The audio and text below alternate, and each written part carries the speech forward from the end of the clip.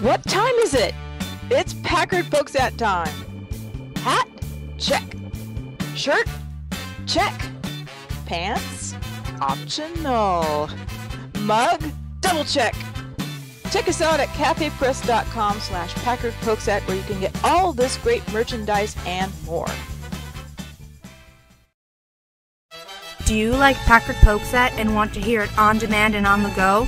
Download the free app today at Stitcher.com. Available on iOS, Android, Nook, and iPad. This is Packard Pokesat, and I'm poking at your news.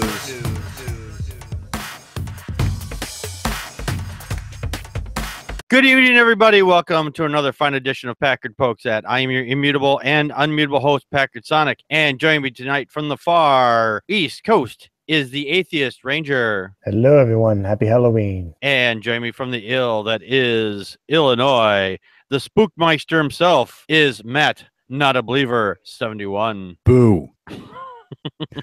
Hello, everybody. Well, tonight we have our Okay, Let's Talk, and instead of a regular discussion topic, we're going to be telling some true stories that have horrible things that happen right around the same time as Halloween. So this should be a little bit of fun. So, Tony, you have a story that you want to tell. Yes. Apparently, a realistic decoration has passers-by calling 911. Apparently, police in Greenwood County, Tennessee, have asked the public to stop calling 911 about a Halloween decoration that may be a tad too early and a bit too realistic. The sheriff's department has notified the public that what looks like a body crushed by a garage door is a puppet stuffed with straw. This is a Halloween decoration. Stop calling 911 reporting a dead body, the department said in a Facebook post. Instead, congratulate the homeowner on a great display. The department says officers investigated after receiving multiple calls about a, quote, suspicious person lying in the driveway with bloody handprints on the garage. Yeah, this is a great picture. Yeah. You look at this and it looks like, oh my God, this guy looks like he had his neck crushed and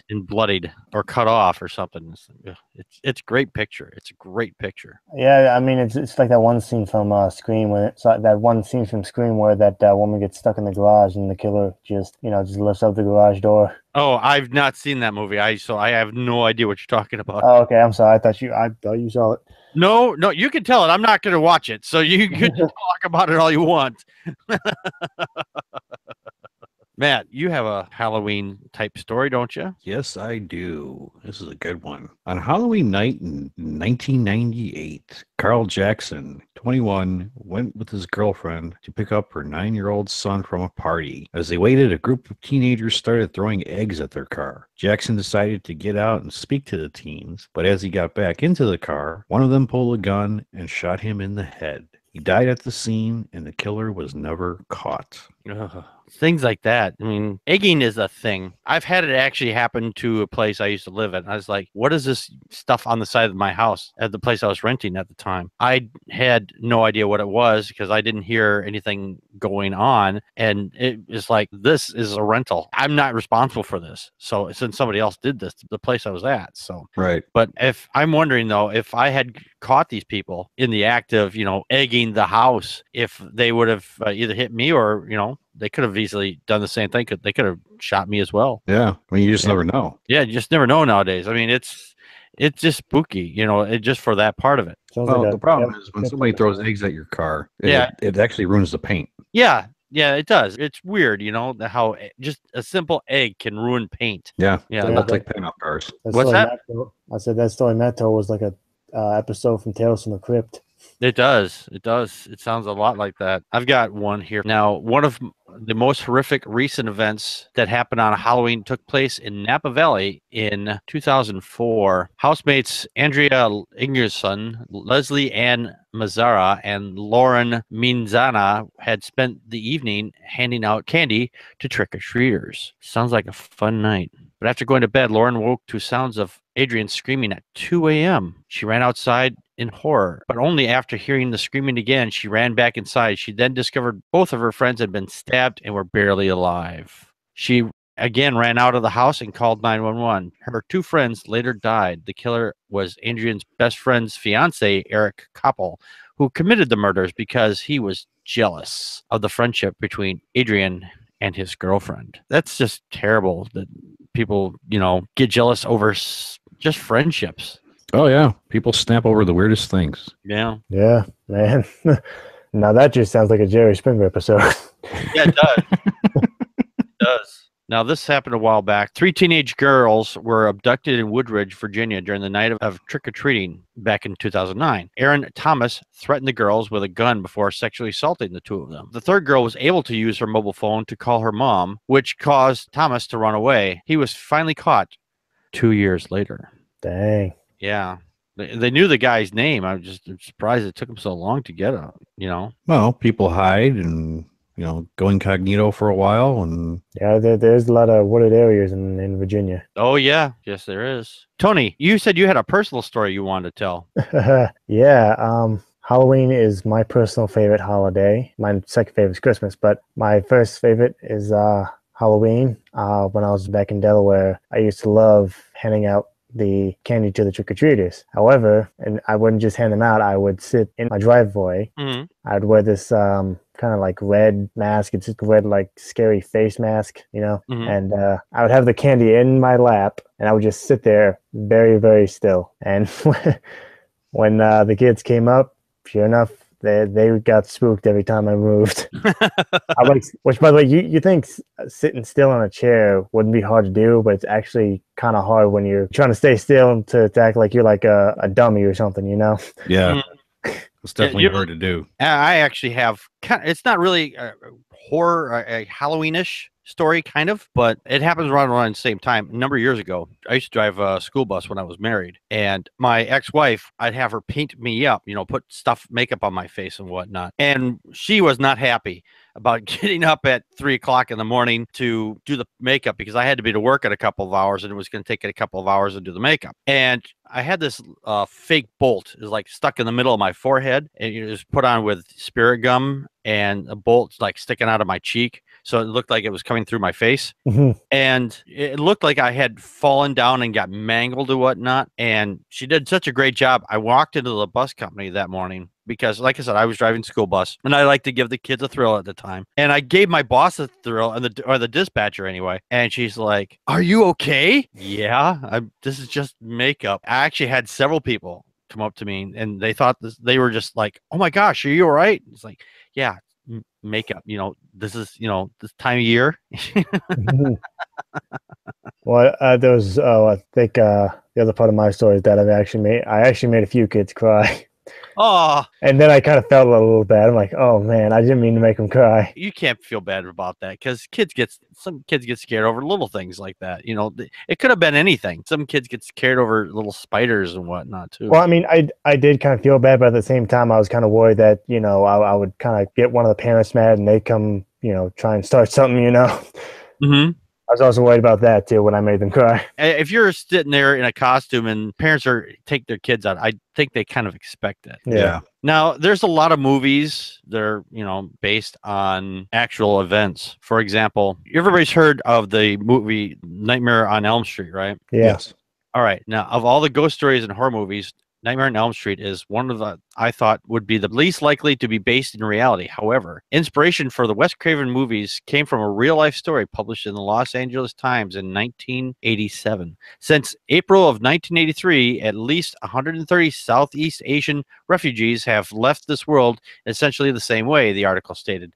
They cried out in their sleep, and then they died. While this seems totally unrealistic, in some cultures, there is actually a name for this. In the Philippines, it's called Bangoutout. In Japan, Pukokore. In Thailand, something else. Dr. Robert Kirshner told the Times, but it all roughly translates to the same thing. Nightmare death. The deaths all came from the same community. The victims were all people who allegedly had no symptoms of ill health, and they all died while having nightmares. Autopsies revealed that some of the victims had nightmare deaths, died by sudden heart stoppage, and the coroner also found something else strange. All of the 18 hearts I examined were slightly enlarged, and 17 showed defects in their conductive systems, the array of fibers that carries electronic impulses from the brain to the heart, the Times reported. The fibers were frayed and curled, as if, Kirshner says, their hearts just shorted out. Because all the victims examined by this coroner had the same genetic defect, one theory is that the defect in tandem with nightmares caused their hearts to stop. If you're scared, this could happen to you. Now that you know that Nightmare on Elm Street is based on a true story, Times reported nightmare deaths are only found in certain Asian populations, Laos, Cambodia, Vietnam, as well as the Philippines and Japan. Wow. Yeah. Speaking of, I'm actually a Halloween party tomorrow night, and unbelievable, I'm going as Freddy Krueger. Oh. I was gonna go to Halloween party tonight, but I remembered the show. Oh, I'm glad you remembered the show. Thank you. Sorry. I actually have a personal story. Sure. I used to work at haunted houses, the organization that I used to belong to. And this one year, our chapter president said, all right, anybody who can make somebody crap their pants at the haunted house will get $100. So I thought, okay, no problem. So one night we were working the haunted house, and I was outside in a makeshift outhouse type thing. Mm-hmm. With a chainsaw, real chainsaw with no chain. And I guess there were these two guys that went through the haunted house, and they were like, oh, this isn't scary. Blah, blah, blah, blah. They were just trying to be, tough guys. Yeah. Well, they came out and they had to walk past me to get to the parking lot. Well, as they came up to where I was at, I kicked the door open, turned the chainsaw on, and chased these guys into the parking lot. Well, needless to say, both of them crapped their pants. Was that just $100 or did you make $200? Yeah, it was just $100, but I got the $100 because I made somebody crap their pants. Nice. There should have been a rider in there. $100 per pants. Yeah. Well, because there were these two black guys, and they turned white when they saw me with the chainsaw. How white though? I think I would too. I mean, I'd probably turn about 5 shades of green. I scared the crap out of these guys. Literally. It was definitely one to remember. Yeah. Well, another movie that has been based on actual events anyway. The 2002 film The Mothman Prophecy depict characters seeing a giant moth-like creature appear before catastrophic events. While this might seem like an episode of The X-Files, the story is actually based on real occurrences. The small, tight-knit community of Point Pleasant, West Virginia during 1966 and 67. According to the Mothman documentary, dozens of townspeople claim to have seen the Mothman, described as a 7-foot tall bird-like creature. Dun, dun, dun. About a year after the Mothman first began appearing, a steel bridge connecting West Virginia to Ohio mysteriously collapsed during rush hour, killing 46 people. Survivors reported seeing the Mothman just before the collapse, and after the tragedy, the sightings of the Mothman stopped. While some people think seeing the Mothman right before the collapse was the indication that the mythical creature was responsible, others believe the appearance of the Mothman during the year prior to the collapse was actually a warning. Dang. Yeah. Do. Yeah. Another episode from Tales from the Crypt. Yeah. Well, it's like that bridge up in Minnesota that collapsed. I was living in Eau Claire at the time when that happened. It's about 2 hours from Minnesota. I was just in Minnesota, not in that general area, but I was in Minnesota in the Twin Cities the day before. Yeah, that was pretty scary. Yeah, it was. Does anybody else have a real life story that they'd like to tell? No, that's all I got. Nah, yeah, that's all I got. Okay. Well, good night, everybody. No, I'm just kidding. Well, everybody's heard of The Exorcist, right? Mm-hmm. Once you see that movie, that's something that just sticks with you. I kind of was forced to watch it while I was a kid at this one person's house I was being babysat at. And certain things always have a tendency to stick with you. Certain sights, sounds, smells, locations. And this place stank. It stank horribly. And the fact is that I had to be in this house while they were watching this movie. It wasn't VHS or anything like that. I don't think VHS was around at that time, but I think it was just something that was over the air. And while I was forced to watch some of this, it was just, the smell was just overwhelming. It just kind of put the two together somehow. It was just really bizarre. But the movie itself is apparently based on some real life activities. Now, according to Mental Floss, the Washington Post article, from 1949, the headline, Priest Frees Mount Rainier Boy Reported Held in Devil's Grip. Yeah, right. Okay. Yeah, I don't believe in that either. Followed Judas Priest, William S. Burroughs, Edward Hughes, Raymond J. Bishop, and Walter H. Halloran participating in the rite of an exorcism of a boy with the pseudonym Roland Doe in Maryland. According to the priest, they allegedly experienced the boy speaking in tongues, which is nothing, it's just babble. The bed shakes and hovering, and objects flying around during the ordeal, Mental Floss reported. The exorcism is one of 3 official Catholic Church sanctioned exorcisms in the United States at the time. Okay, I got to stop there. I have to stop. While we are poking at your news, you can poke us at Facebook and Twitter, or poke us with an email at ppapodcast@gmail.com, or leave us a message at 662-709-PPAP. Join us live on YouTube/Packard Pokesat on Friday nights at 9 p.m. Central Time. Be part of the conversation by live chatting with us during the show. Enjoy the show? Help support us by becoming a monthly patron at patreon.com/Packard Pokesat, or look awesome by buying something at cafepress.com/Packard Pokesat. No money, no problem.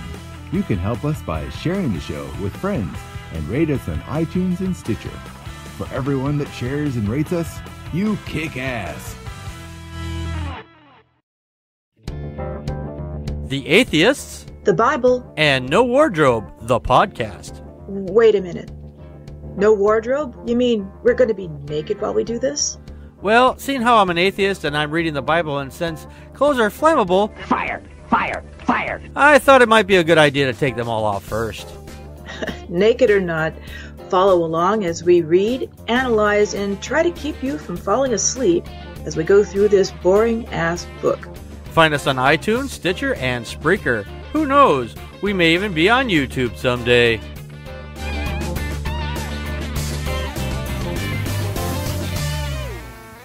Well, you know what movie really freaked me out was that movie, The Birds. Oh, yeah. I've seen clips. I've never seen the whole movie. Well, I was over at my friend's house. He lived a couple doors away down from me, and we were watching it on TV. We were like, I don't know, maybe 10 or 11 years old. And in his family room, he had this huge fireplace. And we were watching this movie, a bird actually flew out of this fireplace. Oh, jeez. Fireplace wasn't on, but it just scared the crap out of us while we were watching this movie.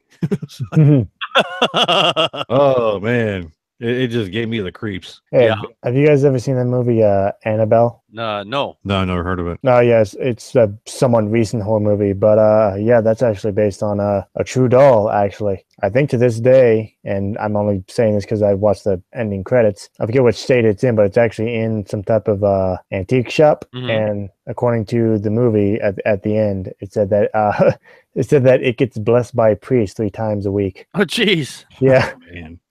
I'm like, come on, guys. There's Going a little far-fetched here. There's a good gig. Oh, I got to do my 5 o'clock, go out there and do my holy roller stuff, go and pray on something. And I get $50 a pop every time I go out there. I mean, the movie was good. Just, I just, that whole thing of, that seems to be happening a lot now. Like every time one of these new possession movies comes out, it keeps saying, based on the true events. I'm like, stop. Just stop. No, it's not. Okay? This stuff was actually based on true events. It would have been headline news, I assure you. Yeah. Oh, yeah. Absolutely. Now, these are some other stories that were reported supposedly in the news. Elsa Liam was last seen on January 31st, 2013 in the lobby of the Cecil Hotel in downtown Los Angeles. She was vacationing through the West Coast, documenting the trip on her blog and checking in with her parents every day. On January 31st, those calls stopped. Liam had vanished. Soon the police were involved and her parents arrived to help the search, but they had nothing. That February, LAPD released elevator surveillance footage of Liam before her disappearance. The footage shows Liam behaving strangely in the elevator, appearing to talk to invisible people, peering around the corner of the door, crouching in the corner and closing the door. But what exactly is going on in this video raises more questions than answers. Theories range from psychotic episodes to demonic possession. I would say psychotic episode would be more likely. To unknown assailants just out of the camera's view. So that's kind of creepy. Yeah, it's a little creepy. That sounds like another Wes Craven movie. Yeah. Now, there is more to this. On the morning of February 19th, a hotel employee climbed to the roof and used the ladder to investigate the hotel's water storage tanks. That's where the authorities found the decomposing naked body of Liam, whose personal items were found nearby. After an autopsy, her death was labeled an accident. NBC Los Angeles Times reported at the time about the strange circumstances in the hotel's past. Here's another one. Now, this is close to Halloween when this one happened. It was in September of 2014. A Utah teen returned to his home to find his parents and 3 siblings dead. In a notebook, a to-do list had been scribbled on the pages.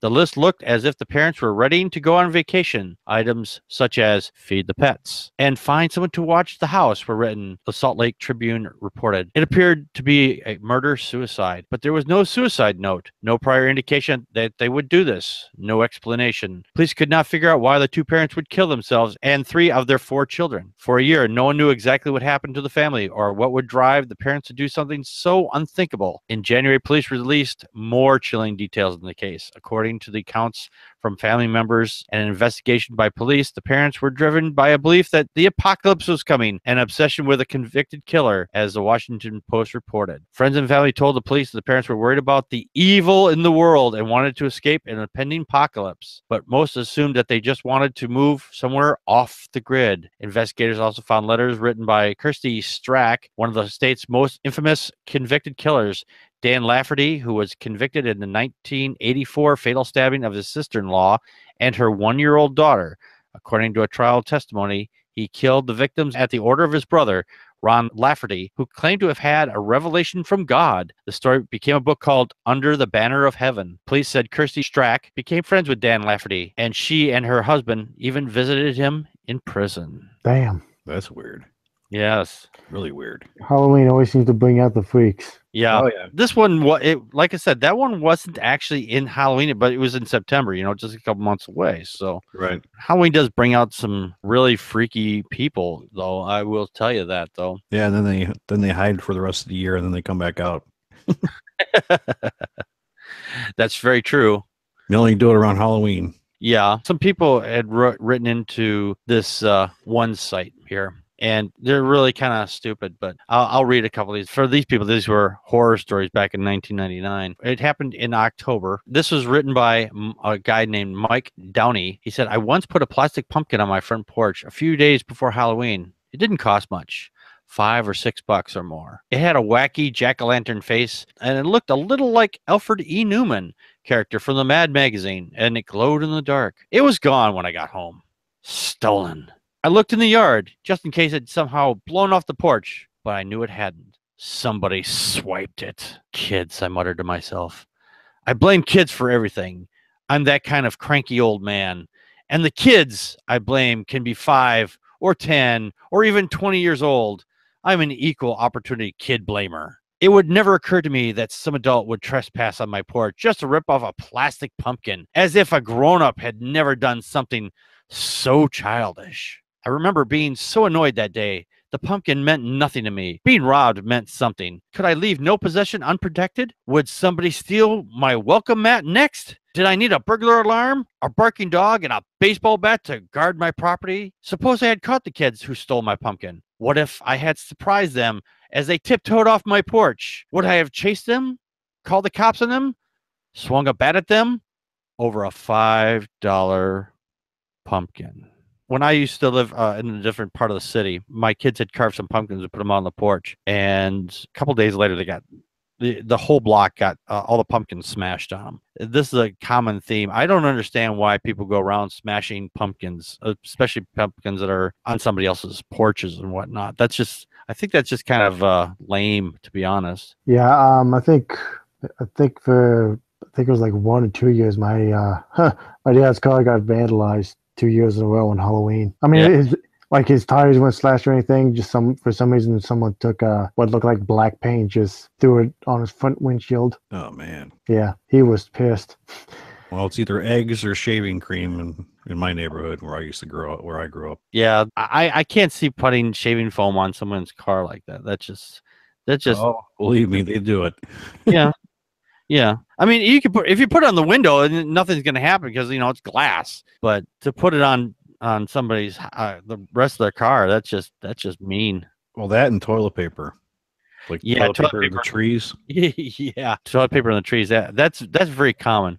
Yeah. You know, I actually had a conversation with somebody about that, and people were like, they were kind of encouraged it at this one school, and then for a short time, and people were doing it too often. So they's like, okay, they made it a law. You're not allowed to do that, or if you get caught, there's some pretty heavy fines. Mm-hmm. And I thought, well, you know what they should do is I think they should encourage it, because if they make it say like, oh yeah, you can definitely do this thing, it loses its all appeal at that point. Takes the fun out of it. Yeah, because you're trying to go against the grain. You're trying to strike against the man, as it were. Right. Yeah. But unfortunately, I do not have any other stories here that are, worth reading anyway. They're really super long, and we only have a few minutes here. So anyone have any last thoughts on Halloween? I like Halloween. It's like one of my favorite times of the year. Yeah. Get the scare crap out of people. I love Halloween. I've always loved horror movies, and and Halloween will continue being my favorite holiday until the day I finally kick the bucket. And hopefully I'll have more interesting stories next year. Yeah, hopefully you will. Hopefully you will. I like Halloween myself. The thing is, though, I don't like going out in the cold. Cold doesn't bother me. It does me. It does me. So I if they could move Halloween to someplace where it's a little warmer, I think that'd be a little bit better. I mean, just saying. let's put all the holidays where you have to be outside in the summertime. So this way, everybody gets to experience everything, and they don't have to worry about freezing their tails off.